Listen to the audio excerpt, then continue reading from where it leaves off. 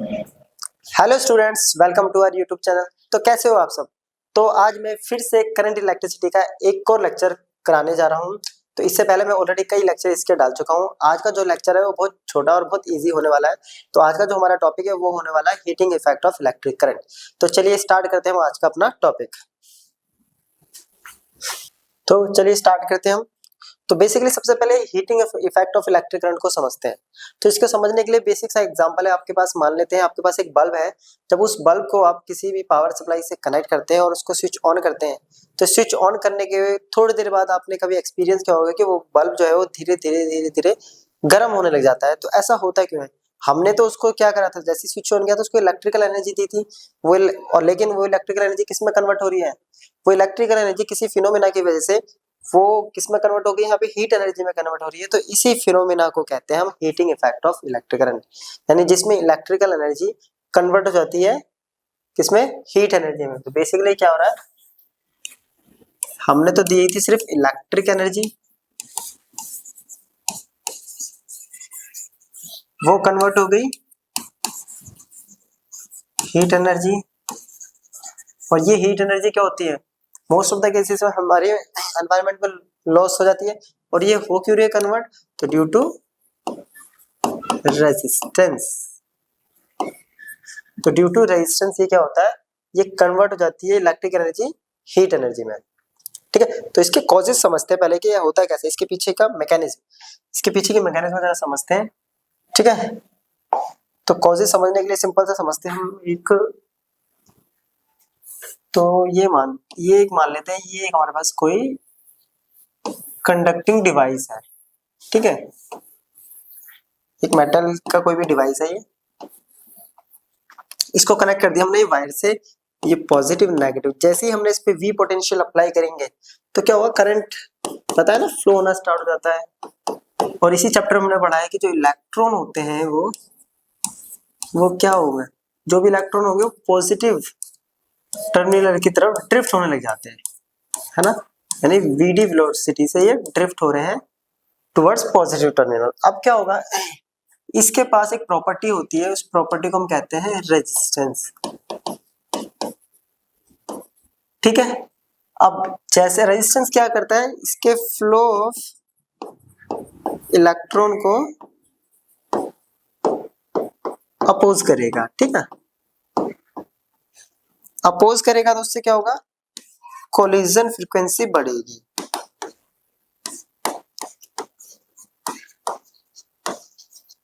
Increase होने लग जाएगी, कोलिजन फ्रीक्वेंसी इंक्रीज होगी, है ना। जैसे जैसे इलेक्ट्रिक करंट जब फ्लो होगा इसमें कोलिजन तेजी से हो जाएगा। यानी ये जो पहले जिस काइनेटिक एनर्जी से मूव कर रहे थे, मोशन में थे, वो काइनेटिक एनर्जी कन्वर्ट हो जाती है किसमें? थर्मल एनर्जी में, है ना। काइनेटिक एनर्जी कन्वर्ट हो रही है थर्मल एनर्जी में। वही थर्मल एनर्जी की वजह से क्या होता है, वो जो अप्लायंस है हमारा, अप्लायंस से जो भी गैजेट होता है वो गर्म होने लग जाता है। तो ये बेसिकली इसके पीछे कॉजेज है। यानी अगर हम रेजिस्टेंस बढ़ाएंगे तो कोलिजन फ्रीक्वेंसी बढ़ेगी, कोलिजन फ्रीक्वेंसी बढ़ेगी तो जो काइनेटिक एनर्जी है वो बढ़ेगी, है ना। और काइनेटिक एनर्जी फिर किसमें कन्वर्ट होती है, वो कन्वर्ट होगी थर्मल एनर्जी में। क्लियर। तो रेजिस्टेंस बढ़ाएंगे तो सिंपली टेम्परेचर बढ़ेगा, जिसकी वजह से ये हीट। तो इसका बेसिकली कॉजेस क्या होता है, रेजिस्टेंस। ठीक है, रेजिस्टेंस बढ़ाने पे इसकी थर्मल एनर्जी से बढ़ती है, जिसकी वजह से ज्यादा हीट ये करता है। क्लियर। चलिए अब हम पढ़ेंगे कि heat produce by electric current, किसी इलेक्ट्रिक करंट की वजह से कितनी हीट प्रोड्यूस होती है। तो चलिए हम वो जरा देखते हैं। ठीक है, तो इसके लिए मैंने क्या करा, यहाँ पे एक रेजिस्टेंस ले लिया R, इसको कनेक्ट कर दिया किसी पोटेंशियल V से, पॉजिटिव नेगेटिव करंट फ्लो हो रहा है I, और I ही वापस आएगा। तो इसके दोनों एंड के अक्रॉस भी पोटेंशियल कितना होगा, V पोटेंशियल। ठीक है, अब हमें पता है ये एक एंड हो गया A, एक हो गया B। अब यहां से यहां तक वर्क कितना होगा, यानी जो चार्ज है यहां से यहां तक जो ये करंट जा रहा है, यहां से यहां तक, इससे वर्क कितना होगा। तो वर्क इक्वल्स टू बेसिकली होता है अपने पास V इंटू Q। ये कहां से पढ़ा था हमने, V equals to W by Q।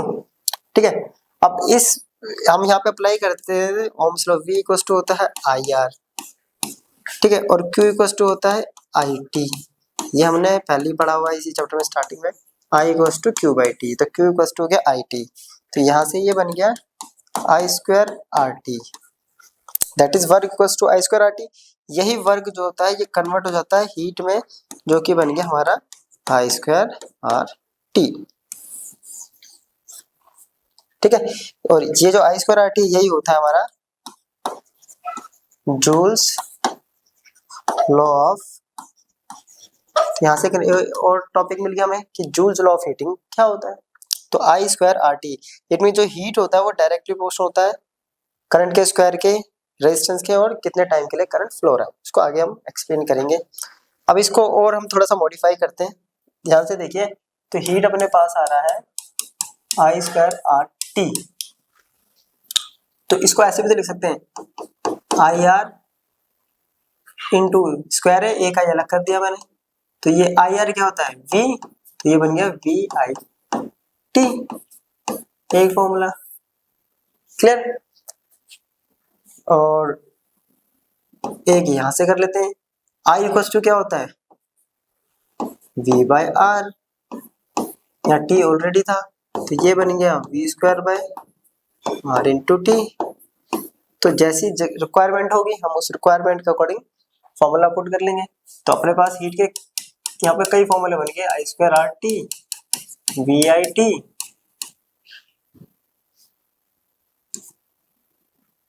Equals to V I T equals to V square by R into T. तो ये अपने पास डिफरेंट डिफरेंट बन गए, ये जितने भी हैं, क्योंकि ऐसा यूनिट क्या होती है इसकी हीट की, एनर्जी की, सबकी जूल होती है, ठीक है। ये सारे के सारे हमारे पास जूल के अंदर, अगर कभी कैलोरी में निकालना जाए तो अपनी 11th में भी पढ़ा होगा, दोबारा बताता हूँ। तो 1 जूल इक्वल्स टू होता है 4.18 कैलोरी, जिसको हम राउंड ऑफ करके मान लेते हैं 4.2 कैलोरी। तो जनरली हम क्वेश्चंस में जो पुट करते हैं वो ये वैल्यू पुट करते हैं, इट मीन जूल से, ठीक है। तो ये हो गया एक जूल में 4.2 कैलोरी होती है। तो जब भी कैलोरी से जूल में हमें जाना होगा तो हम डिवाइड कर देंगे, और जूल से कैलोरी में जाना है तो सिंपली मल्टीप्लाई कर देंगे हम, है ना। तो हम ऐसे इसको कन्वर्ट कर सकते हैं। चलिए अब जो हमने अभी टॉपिक बनाया है जूल्स लॉ ऑफ हीटिंग, उसको एक बार डिस्कस कर लेते हैं। क्या कहता है जूल्स लॉ ऑफ हीटिंग कि H equals to I square R T, इसको सेपरेट करेंगे तो H is directly proportional to I square, directly proportional to R and directly proportional to time period. तो इससे स्टेटमेंट क्या बनेगी, तो according to this law the amount of heat produced in a conductor, ठीक है, जो हीट प्रोड्यूस हो रही है किसी कंडक्टर में जब करंट फ्लो कराते हैं उसके अंदर, वो डायरेक्टली प्रोपोर्शनल होता है first square of current flowing through the conductor, ठीक है, resistance of the conductor, third time for which the current is pass through the conductor. Clear, जो मैंने अभी बताया था कि जो भी करंट फ्लो हो रहा है उसके स्क्वायर के डायरेक्टली प्रोपोर्शनल होगा, रेजिस्टेंस के डायरेक्टली प्रोपोर्शनल होगा, और करंट कितने टाइम के लिए फ्लो हो रहा है उसके डायरेक्टली प्रोपोर्शनल होगा। तो जो हीट प्रोड्यूस होती है H equals to I square R T, ये होता है हमारा जूल्स लॉ ऑफ हीटिंग। यहाँ तक क्लियर है जूल्स लॉ ऑफ हीटिंग, बहुत इजी सा टॉपिक है, ये आप लोगों ने 10th क्लास में भी पढ़ा होगा यहाँ तक, ठीक है। चलिए नेक्स्ट टॉपिक है अब इससे अपना इलेक्ट्रिक पावर, बहुत इजी टॉपिक है ये भी 10th में पढ़ा हुआ है। तो इलेक्ट्रिक पावर एक स्टेटमेंट तो आपने जो 10th में पढ़ी है, basically the rate of doing work, है ना, कार्य करने की जो रेट होता है, कि कार्य जो भी, अब कार्य का मतलब होता है कि व्हाट इज, यहाँ पे जो काम हो रहा है ना, काम करने का रेट, वर्क किस रेट से वर्क हो रहा है, किस चीज के लिए रेट हो ये वर्क हो रहा है, वो वर्क हो क्या रहा है जरा उसको समझते हैं। ये कंडक्टर था, ये हमने V पोटेंशियल अप्लाई किया तो I करंट गया इसके अंदर, तो वर्क का मतलब हो गया, ठीक है, ये जो ये EMF हमने अपने अप्लाई कर दिया, ठीक है। ये जो EMF है ये क्या कर रहा है, इस चार्ज को इस एंड से इस एंड में क्या कर रहा है, मूव कर रहा है, यानी लेफ्ट टू राइट आ रहा है, नेगेटिव से पॉजिटिव की तरफ। ये जो इलेक्ट्रॉन है मूव कर रहे हैं, ये इलेक्ट्रॉन जो मूव कर रहे हैं और जिसकी वजह से एक करंट बन रहा है, ये करंट बनता रहना चाहिए, इसको मेंटेन करने के लिए जितना वर्क करना पड़ रहा है उस, और वो वर्क कितने टाइम में हो रहा है उसे कहते हैं हम उसकी पावर। यानी ये इलेक्ट्रॉन यहाँ से यहाँ तक मूव करे इसको मेंटेन करने के लिए ईएमएफ को जो वर्क करना पड़ रहा है किसी टाइम में, वो कहलाता है इलेक्ट्रिक पावर। क्लियर हुआ? ठीक है, तो इलेक्ट्रिक पावर का फॉर्मूला क्या हो गया? वर्क अपॉन में time, rate of doing work. अगर एसआई यूनिट की हम बात करें हम, तो एसआई यूनिट होती है वॉट, जो कि बेसिकली बराबर होती है joule per second equals to watt. तो joule per second equals to होता है हमारा वॉट।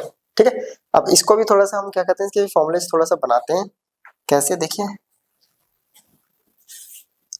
पावर इक्वल्स टू आ रहा है अपना पास concept work upon time. Work equals to होता है वी क्यू, ठीक है, और Q इक्वल्स टू होता है अपने पास आई टी, टी से टी कैंसिल, तो पहला आ गया, एक फॉर्मूला आ गया वी आई। अब इस वी आई की जगह अगर हम पुट कर देते हैं आई आर, तो क्या हो गया? I square are. फिर आई की जगह अगर हम पुट कर देते हैं वी बाय आर, और स्क्वायर है तो स्क्वायर इंटू आर, ये रहा, आर से स्क्वायर कैंसिल, तो वी स्क्वायर बाय आर। तो पावर के भी कितने फॉर्मूलेस बन गए अपने पास? सेम जितने उसके बने थे। Power equals to work upon time equals to V I equals to I square R और equals to V square by R. तो जैसी हमें रिक्वायरमेंट होगी क्वेश्चन के अकॉर्डिंग हम यहाँ पे वैल्यूज सब्स्टिट्यूट कर देंगे। क्लियर है? ये सेम वैसे ही रखी है जैसे हीट होता है अपने पास। हीट के फॉर्मूले बने थे अपने पास, अगर ध्यान से देखे तो ऐसे ही बना था। इसके अकॉर्डिंग हीट हो जाएगा एक पावर इनटू टाइम। इसको भी कर रहा हूँ, अभी कैसे बता रहा हूँ। V I T I square R T V square by R into. अब देखिए, पावर उसमें सिर्फ टाइम का फर्क है, क्योंकि वहां पे जो वर्क था वो हीट में कन्वर्ट हो रहा था, है ना। तो उसी हीट को अगर हम टाइम से डिवाइड कर दे तो पावर आ जाएगा, या उस पावर को टाइम से मल्टीप्लाई कर देंगे तो हीट या वर्क के सारे फॉर्मूले बन जाएंगे अपने पास। क्लियर? ऐसा यूनिट मैंने बता दिया। अब इसकी एक यूनिट होती है बेसिकली, जो इंजीनियर की यूनिट कहते हैं उसको, वो होती है हमारी हॉर्स पावर। वो होती है अपने पास हॉर्स, इसको एचपी से डिनोट करते हैं। तो 1 हॉर्स पावर जो होती है वो होती है 746 वॉट के बराबर। ठीक है, तो ये होगी इसकी पावर।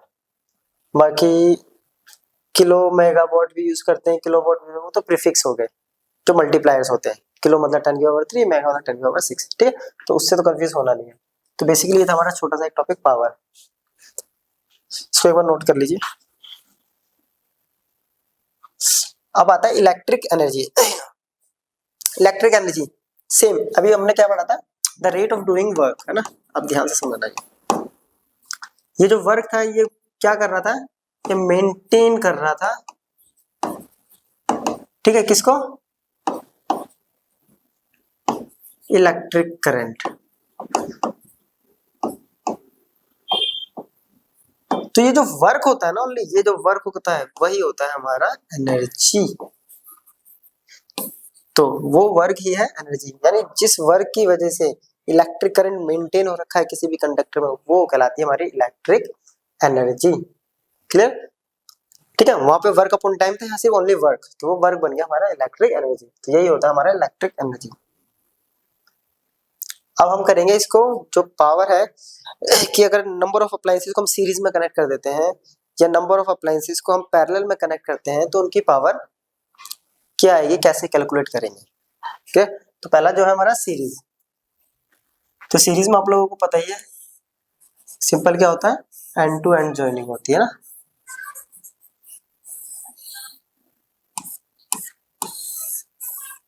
ठीक है, ये है, ये 3 अप्लायंस बना दिए मैंने। V पोटेंशियल पर है, I करंट जा रहा है, I करंट आएगा, है ना। इसकी पावर है P1, इसकी है P2 और इसकी है P3। तो फर्स्ट कंडीशन ये है कि हम मानेंगे सारे के सारे V पोटेंशियल पे वर्क करने के लिए ही डिजाइन, इनको ऐसा डिजाइन किया गया है कि V पोटेंशियल पे ही वर्क कर सकते हैं, है ना। तो इसकी रेजिस्टेंस होगी R1 R2 R3। अब अपन लोगों ने पढ़ा हुआ कि सीरीज में जो नेट रेजिस्टेंस होता है वो R1 plus R2 plus R3 के बराबर होता है। सर ये क्वेश्चन फर्स्ट हो गई। अब अपने को R निकालना है, तो पावर का भी फॉर्मूला पढ़ा है, वो हमने पढ़ा है V स्क्वायर बाय R।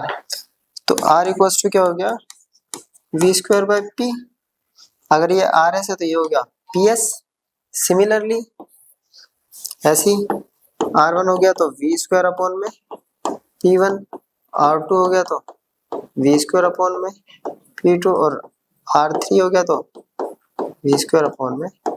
सारी वैल्यूज को यहाँ सब्स्टिट्यूट करें तो क्या हो गया, V स्क्वायर अपॉन में PS equals to V square upon में P1 plus V square upon में P2 plus V square upon में P3। V स्क्वायर कॉमन लेंगे तो क्या जाएगा, 1 upon PS, 1 upon P1, 1 upon P2 और 1 अपॉन P3। तो ये आ जाएगा नेट पावर सीरीज के अंदर। अब इस पे भी वही केस ले लेते हैं, रेजिस्टेंस लिखते हैं व्हेन n number of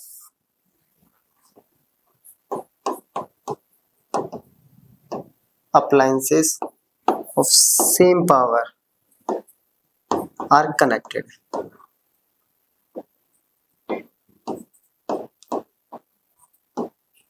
तो इसके लिए हमने करा हुआ, जैसे वहां निकलता है PS equals to P by N हो जाएगा। क्लियर। तो यहाँ पे सीरीज कंप्लीट, सीरीज डन। समझ में आया सीरीज क्या होता है, बहुत छोटे छोटे से टॉपिक है, ठीक है। अब हम इसको कर लेते हैं पैरेलल में। अब पैरेलल में क्या होगा कि नंबर ऑफ अप्लायंसेस जो होंगे वो एक दूसरे के साथ पैरेलल में कनेक्ट होते हैं, है ना। सिंपल सा फंडा होता है उसका। ये एक हो गया, ये दो हो गया, और ये हमने तीन के केस उसमें लिए थे, तीन इसमें ले लेते हैं, ठीक है।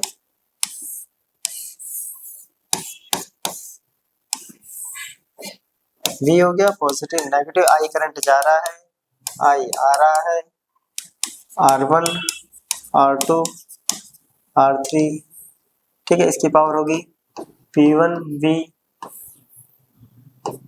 P2 potential V2, P3 potential V3। अब इसमें भी हमने रेजिस्टेंस पढ़ा हुआ है कि जो रेजिस्टेंस होता है वो सिंपली क्या होता है, वो होता है 1 by RP equals to 1 upon R1 plus 1 upon R2 plus 1 upon R3, right. अब यहाँ से R निकालना पड़ेगा, वही P equals to V square by R। तो R equals to V square by P, RP PP parallel, ठीक है। ऐसे ही R1 V स्क्वायर अपॉन में P1, R2 V square upon में P, R3 V square upon में P3। इन सब को यहाँ पुट करेंगे तो 1 बाय क्या पुट करने का, RP की जगह पुट होगा V स्क्वायर बाय PP, ठीक है। तो 1 upon V square bye P1, 1 upon V square bye P2, 1 upon V square bye P3। सब रेसिप्रोकल हो जाएगा, 1 बाय V स्क्वायर, ये हो गया PP, P1 P2 P3, सबके नीचे आ गया V square, V square, V square से V स्क्वायर कॉमन लेके कट जाएगा, तो P of parallel equals to आ गया P1 plus P2 plus P3। तो यहाँ पे क्या था, सीरीज में 1 अपॉन हो जाता है ऐड करने के लिए, और पैरेलल में सिंपली अलजेब्रिक सम हो जाएगा जैसे नॉर्मली। अब फिर इसमें वही केस ले लेते हैं एक, when n appliances of same power, ठीक है, आर कनेक्टेड। तो क्या हो जाएगा, P ऑफ पैरेलल इक्वल्स हो जाएगा NP। क्लियर यहाँ तक हो गया। चलिए नोट कर लेते हैं इसको।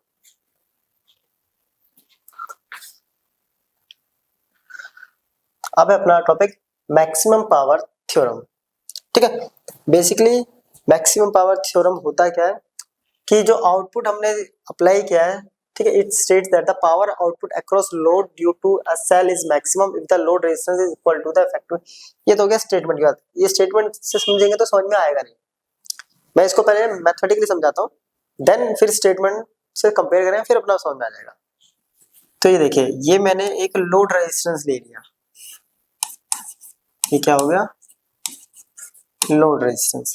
इसको कनेक्ट कर दिया एक ईएमएफ से, यानी एक सेल से इसकी ईएमएफ ई है और रेजिस्टेंस आर है इंटरनल। आई करंट इसके पास जा रहा है, इसके अक्रॉस वी पोटेंशियल है।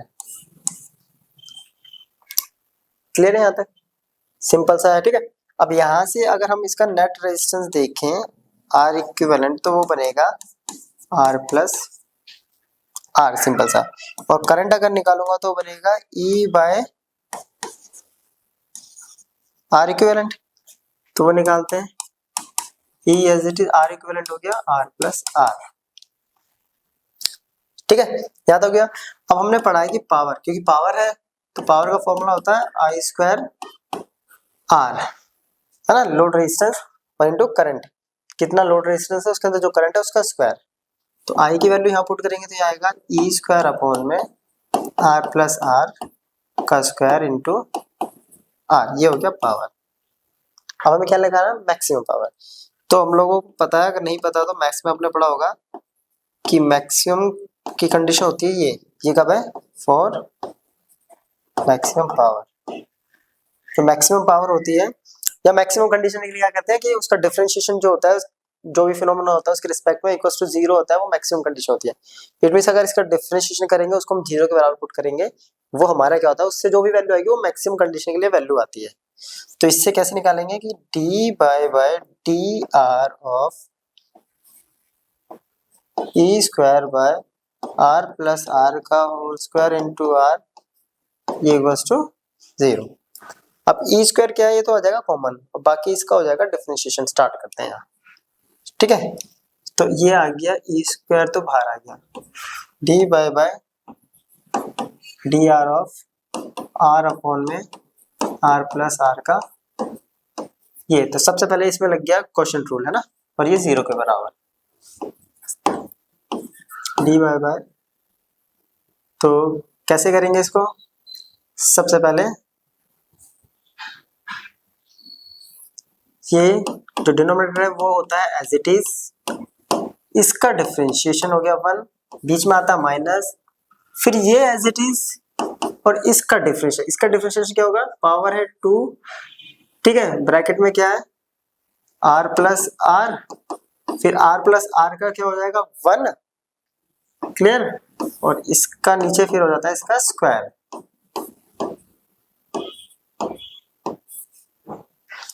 क्लियर, ये कर दिया इसका डिफरेंशिएशन। अब ये तो हो गया और इक्वल्स टू में आएगा जीरो, ये सारी वैल्यू तो जाके खत्म, ई स्क्वायर पे तो जाके जीरो, तो वैल्यू आ रही है अपने पास आर प्लस आर का square minus 2r into R plus R equals to zero. इसको इधर लेके जाते हैं, आर प्लस आर का square equals to minus 2r into R plus, इससे ये कैंसिल, ठीक है, तो ये बच गया R plus R equals to 2r, ये आर उधर आ जाके माइनस, तो r इक्वल्स टू, अब देखते हैं, ये देखिए अब ये जो आया ना आर मैक्सिमम पावर के लिए अपने पास क्या कंडीशन होती है कि लोड रेजिस्टेंस और इंटरनल रेजिस्टेंस सेल का दोनों का इक्वल होता है। अब आते हैं स्टेटमेंट में, देखिए it states that the power output across load due to a cell is maximum, कब मैक्सिमम होगा, if the load resistance is equal to the effective internal resistance of a cell. तो किसी भी लोड के across maximum power कब transfer होगी या कब मानी जाएगी, जब ये लोड रेजिस्टेंस और ये इंटरनल रेजिस्टेंस दोनों इक्वल होगा। हो गया अपने पास। अब अपने पास ये पावर का फॉर्मूला बना था, है ना, अब इस पे जरा हम वैल्यू पुट करते हैं। देखिए पावर का फॉर्मूला बना था अपने पास A square by R plus R into R, क्या कह रहा है, for maximum power. Maximum power की कंडीशन आई है कि आर और आर आपस में इक्वल होने चाहिए, है ना, पुट करते हैं, चलो ये बन जाएगा P max E square R plus R, या तो ये पुट कर देते हैं या स्मॉल आर पुट कर देते, दोनों करेंगे हम एक एक करके। ये आ गया 4r square into are, cut गया है ना, क्योंकि आर प्लस आर आ गया 2r, 2r का स्क्वायर करेंगे तो 4r स्क्वायर, तो ये आ गया ई स्क्वायर बाय 4r, या इसे स्मॉल आर पुट करेंगे तो ई स्क्वायर बाय 4r, तो मैक्सिमम पावर ये होगी। तो ये हो गया अपने पास मैक्सिमम पावर की कंडीशन। तो इस केस में आएगी हमारे पास मैक्सिमम पावर।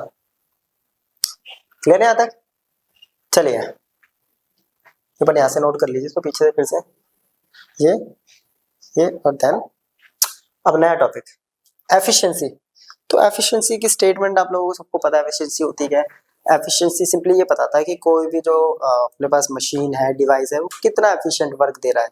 इट मींस हम कितना उसको इनपुट दे रहे हैं और उस इनपुट के रिस्पेक्ट में हमें कितना आउटपुट वो दे रहा है। तो उसका जो कंपैरिजन होता है वो बताता है कि ये जो डिवाइस है वो कितना एफिशिएंट है। जितना इनपुट के कंपैरिजन में ज्यादा से ज्यादा आउटपुट देगा वो उतना ज्यादा क्या कर रहा है, उस इनपुट को यूज कर रहा है, या कोई एनर्जी यहाँ पे कन्वर्ट तो नहीं हो रही है। ठीक है, कन्वर्ट हो रही थी, जितनी ज्यादा एनर्जी कन्वर्ट होगी उतना ही कम उसकी एफिशिएंसी होती जाएगी। ठीक है, तो चलिए अब तो इसकी स्टेटमेंट के अकॉर्डिंग तो हो गया आउटपुट पावर अपॉन में इनपुट, सॉरी एफिशिएंसी है ना, इनका जो रेशियो होगा वो कहलाता है हमारा एफिशिएंसी। ठीक है, अगर इन केस ऑफ हम अब ले लेते हैं इलेक्ट्रिक मोटर ले लेते हैं, या कोई भी डिवाइस जो ऐसा इलेक्ट्रिसिटी पे वर्क कर रहा है, उसका क्या हो जाएगा सिंपल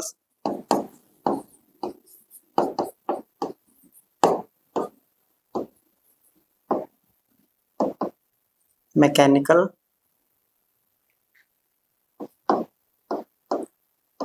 पावर अपॉन में, ठीक है, इनपुट पावर। ठीक है, तो ये हो गया एफिशिएंसी।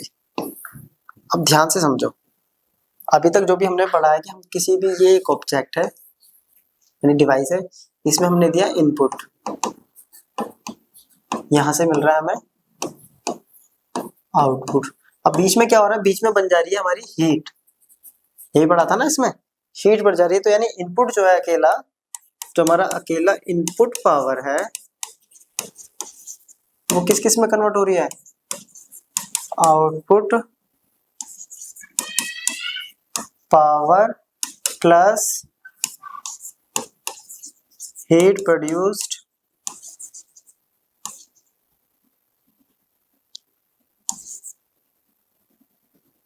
एज पावर, यानी आउटपुट पावर प्लस हीट है ना, जो हीट जो पावर की वजह से हो रही है। तो इसकी वजह से हीट लॉस भी कह सकते हैं इसको यहाँ पे, क्योंकि वो हीट क्या हो रही है, हमारे तक से काम क्यों नहीं आ रही है, वो तो लॉस होकर चली जा रही है, जिसकी वजह से एफिशिएंसी क्या हो रही है, घट जा रही है उस डिवाइस की। क्लियर, ये हो गया। चलिए एक बार इसको नोट करिए। अब इस पे ना हम ना मैक्सिमम पावर की तरह एक बार कंडीशन देखते हैं, और मैक्सिमम एफिशिएंसी कितनी होगी इस पे, क्या कह रहे हैं, मैक्सिमम एफिशिएंसी।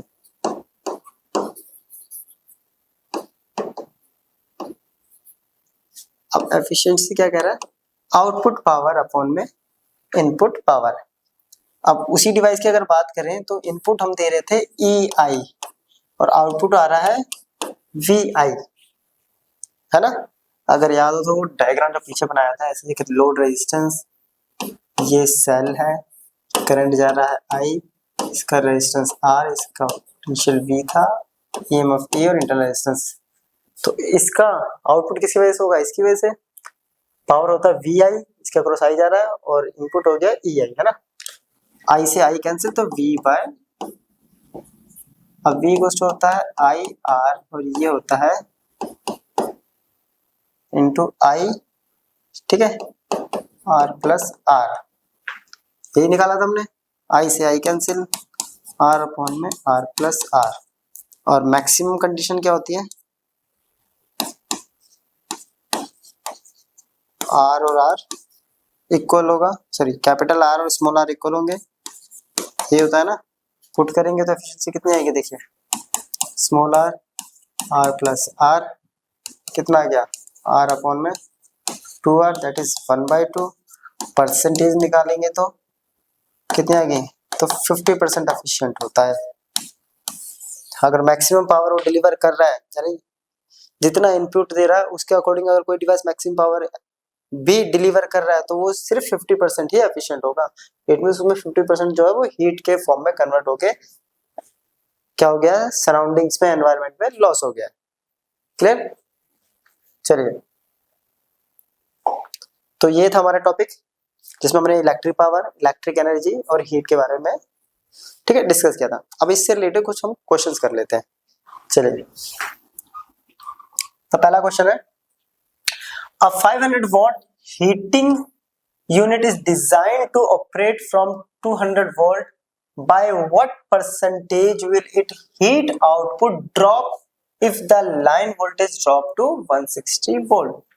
क्या कह रहा है कि कोई हीटिंग यूनिट है, उसको इनिशियली कितनी पावर दे रहे हैं, 500 वॉट, और वो ऑपरेट हो रहा है 200 वोल्ट पर। कह रहा है कि अगर उसका जो वोल्टेज है वो ड्रॉप हो जाता है 120 वोल्ट, तो कितनी पावर ड्रॉप हुई है, आउटपुट पावर में कितना ड्रॉप हुआ, वो उसका परसेंटेज निकालना है। तो इससे तो पहले हमारा ये डिलीवर हो रहा है, यानी इससे इनपुट निकल जाएगा हमारा। कैसे निकलेगा, तो इन दोनों केसेस में एक चीज तो सेम होगी, वो होगा रेजिस्टेंस, क्योंकि वो चेंज डिवाइस चेंज नहीं किया तो रेजिस्टेंस अपना क्या रहेगा, सेम। तो अपन लोगों ने फॉर्मूला पढ़ा हुआ है V²/R, तो R इक्वल्स टू V²/P²। तो यहां से हो गया V1 P1, V1 कितना है 200 इंटू 200, ये हो गया 500, 2 जीरो से 2 जीरो खत्म, ये आ गया 40, तो ये आ गया 80 ओम। ठीक है, अब सेकंड कंडीशन क्या दे रखी है, अपने को V2 पूछ रहा है, दे रखा है ड्रॉप हो गया 160 वोल्ट। ठीक है, चलिए, तो इससे अगर मैं P2 निकालूंगा तो कैसे निकलेगा, V2² V2 कितना है 160 इंटू 160 अपॉन में 80, यह आ गया 320।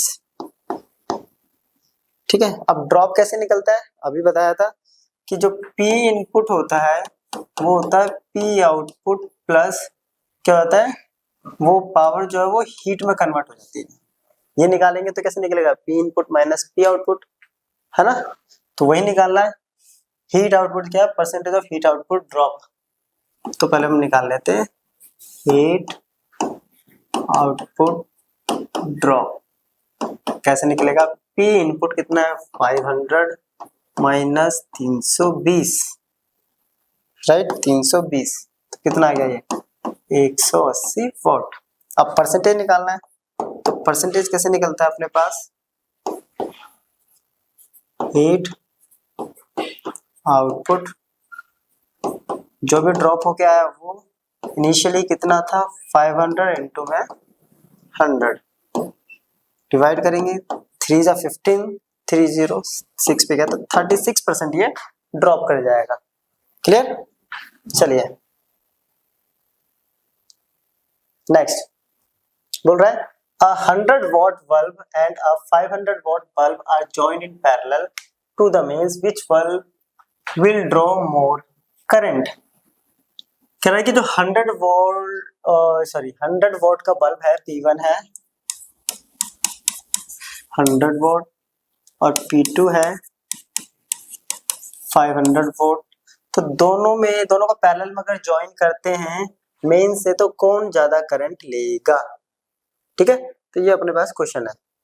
चलो इसको सोचिए कि दोनों को अगर मेन से कनेक्ट किया गया है, यानी एक बल्ब ऐसे है, इसको कनेक्ट कर दिया, एक बल्ब ऐसे है, और दोनों के पास मिला के I करंट आ रहा है और पोटेंशियल V सेम है।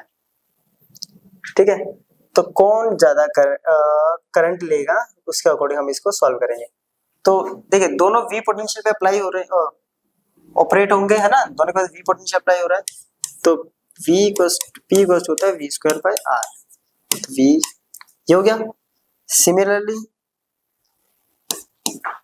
P2 equals to V square by R2। अब P1 बाय P2 अगर मैं करूंगा तो ये हो जाएगा V अपॉन में R1 स्क्वायर, ये हो गया R2 अपॉन में V स्क्वायर, इससे ये कैंसिल। तो R2 by R1, P1 bye P2 की वैल्यू अगर मैं पुट करता हूँ तो 100 by 500 equals to R2 by R1, right. तो ये आ गया R2 बाय जो R1 है वो आ गया 1/5, ये रेशियो आ गया अपने पास, ठीक है। R2 बाय R1 आ गया 1/। अब क्या करना है अपने को, सिंपली अब इसको पावर से करंट देखना है हमें, है ना। चलिए करंट का अगर रेशियो निकालते हैं हम, R2 बाय R1 आ गया 1/5,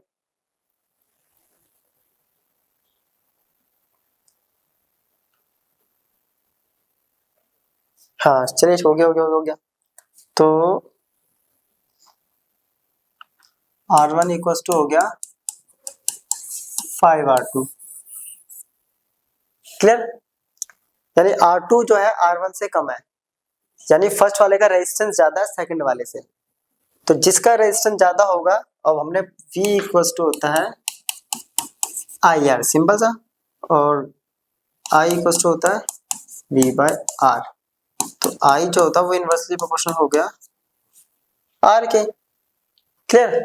अब यहाँ से साफ पता चल रहा है कि R1 जो है वो इज ग्रेटर देन है R2 से, तो I2 जो है वो ग्रेटर देन होगा I1 से। जिसका रेजिस्टेंस ज्यादा उसमें करंट कम, तो किसके अंदर करंट ज्यादा जाएगा, सिंपल सा पता है, सेकंड वाले में करंट ज्यादा जाएगा, क्लियर है यहाँ तक। चलिए नेक्स्ट क्वेश्चन करते हैं। नेक्स्ट क्वेश्चन कह रहा है, सेम क्वेश्चन है, 100 volt bulb and 500 volt bulb are joint in series. अच्छा ये सीरीज में कर दिया है, पिछले बार अपने पास पैरेलल था। विच बल्ब विल ग्लो ब्राइटर, किस बल्ब के पास ज्यादा ब्राइटनेस होगी। फिर से मिलता जुलता क्वेश्चन है, वैल्यू सेम है इसलिए कंफ्यूजन हो रही थी थोड़ी सी, सीरीज में कर दिया है, क्लियर। ये है। अब दोनों बल्ब क्या होते हैं, जो बल्ब बने हुए हैं वो दोनों ऐसे बनाए जाते हैं कि उनकी जो पोटेंशियल हो वो सेम पे ऑपरेट होगा, है ना। ऐसे बनाए जाते हैं डिवाइसेस के सारे डिवाइसेस 220 वोल्ट पे ऑपरेट होते हैं, राइट। तो P1 equals to V square by R1 और P2 equals to V square by R2।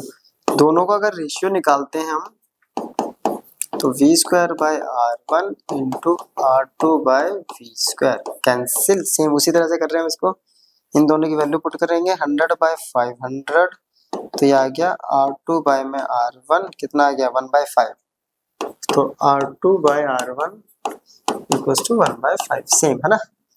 अब ये मान लेते हैं हम पहले वाले का हो गया P1 डैश, ये हो गया I स्क्वायर R, क्योंकि करंट जो है क्या जाएगा सीरीज में सेम जाएगा, R1 अपॉन में P2 डैश अपॉन में I2 R2, क्लियर। अब ये जो है नई पावर है, इससे पता चलेगा हमारे पास करंट तो कट गया। R1 बाय R2 कितना है 5 बाय R2 बाय R1 1/5 है, तो R1 बाय R2 5/1, तो P1 डैश अपॉन में P2 डैश, तो P1 इक्वल्स टू क्या हो गया 5 टाइम्स और P2। अब किसके पास पावर ज्यादा जा रही है, तो P1 के पास जो है ना। तो जो बल्ब 1 है इसकी पावर ज्यादा है, तो कौन ज्यादा ब्राइट ज्यादा ग्लो करेगा, तो इस केस में फर्स्ट बल्ब जो है वो ज्यादा ग्लो करेगा। पहले वाले क्वेश्चन में पूछा था कि कौन सा बल्ब ज्यादा करंट लेगा, और इसमें पूछा है कौन ज्यादा ब्राइट करेगा, क्लियर। चलिए नेक्स्ट क्वेश्चन कह रहा है कि the resistance of each of the 3 wire joint as shown in figure is 4 ohm, 4 ohm, 4 ohm and 4 ohm. Each one can have maximum power of 20 volt, इसके पास भी 20 वोल्ट है, सबके पास 20 वोल्ट पावर है। तो what maximum power of the whole circuit may take. Okay, कह रहा है कि पूरे सर्किट की मैक्सिमम पावर क्या होगी, जबकि ये सारे के सारे ऐसे अरेंज कर रखे हैं और एक पर्टिकुलर इंडिविजुअल के पास 20 वॉट पावर जा रही है, ठीक है।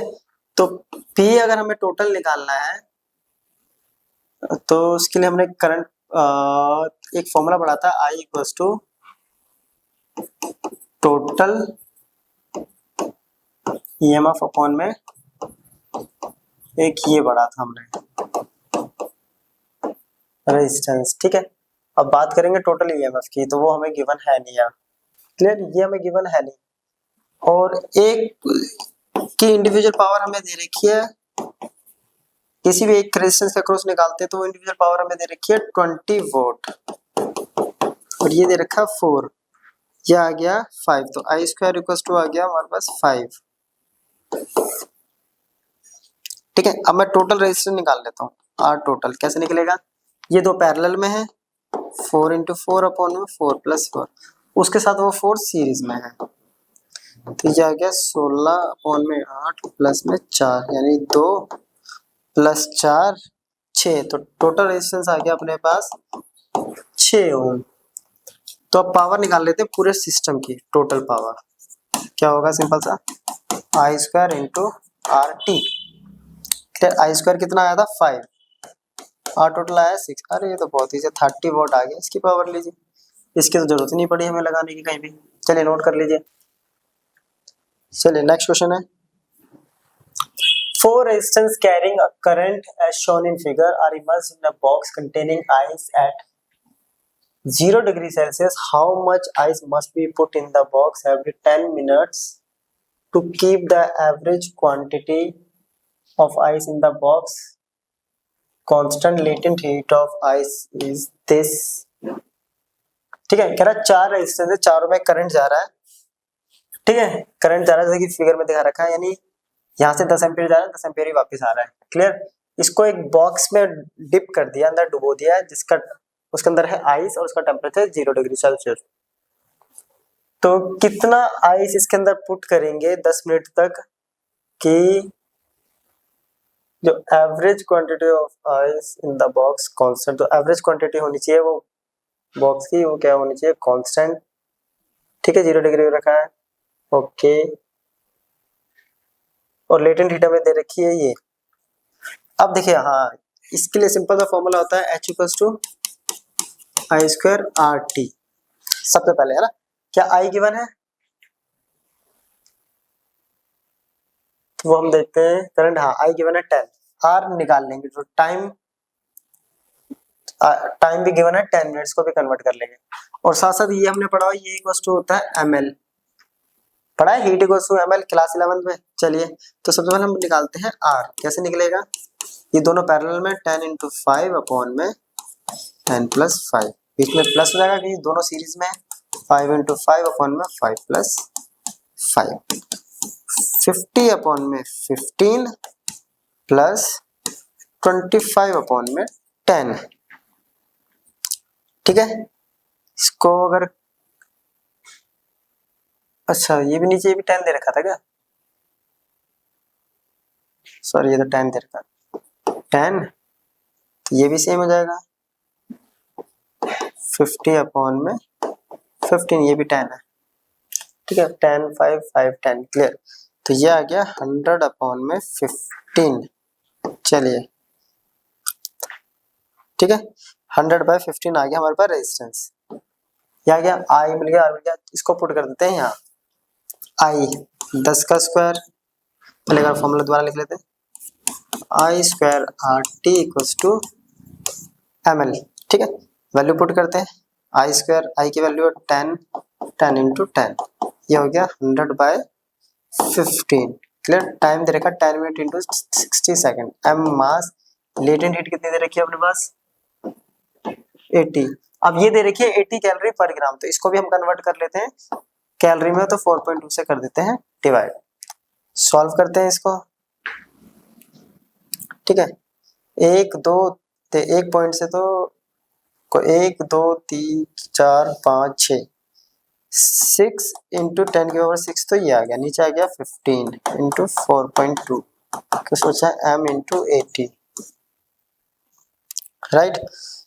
ये 3 के टेबल पे जा रहा है, 2 पे, ये 5 पे, सॉल्व करेंगे मास, तो ये आ जाएगा 1190 ग्राम, तो इतना मास होगा उस आइस का। चलिए नोट कर लीजिए इसको, क्लियर है यहाँ तक, चलिए नेक्स्ट क्वेश्चन कह रहा है an electric coil is connected in series with a resistance of x ohm across the 240 volt means the coil being immersed in 1 kg of water at 20 degrees Celsius. The temperature of water rises to boiling point 100 degrees Celsius in 10 minutes.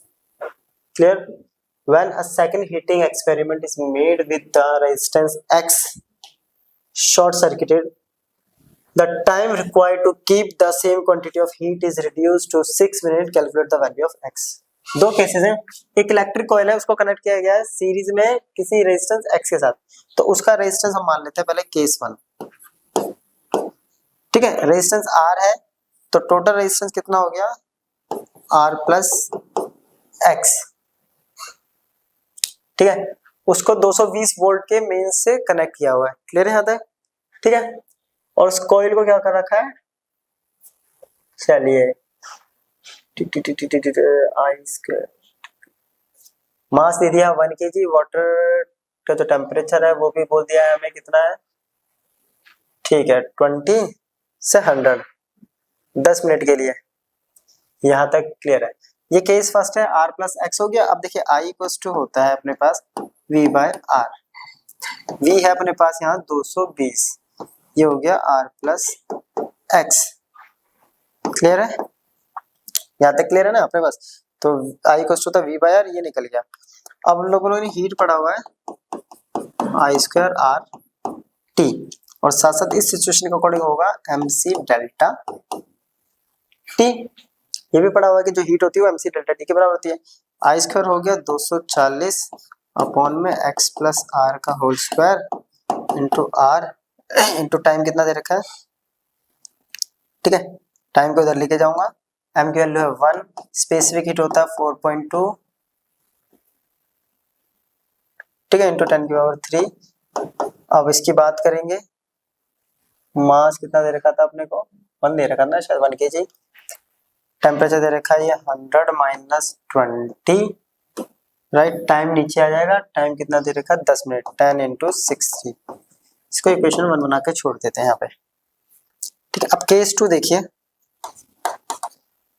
क्या कह रहा है कि case 2 में जो x है उसको short circuit कर दिया, यानी x हट गया, शॉर्ट सर्किट किया तो x की वैल्यू गायब, तो अपने पास जो I बचेगा वो क्या बचेगा, सिंपल जो I होगा वो होगा V बाय R, यानी 240 बटे में R, और जो इक्वेशन बनेगी हीट की वो क्या बनेगी, I square RT equals to MC delta T। I square बोले तो 240 बटे में R का square into R into T equals to M, वही है, C वही रहेगा और ये भी सब कुछ सेम है, डेल्टा T। टाइम बदल जाएगा, ये हो गया R, यहाँ से पहले R निकाल लेंगे हम, है ना। अब R कैसे निकलेगा, तो इस R को इधर लेके जाओ, बाकी सारी वैल्यू को इधर ले आते हैं, चलिए। तो R equals to 240 into time upon में MC डेल्टा T, ठीक है, MC टाउ बन गया, MC डेल्टा T हो गया।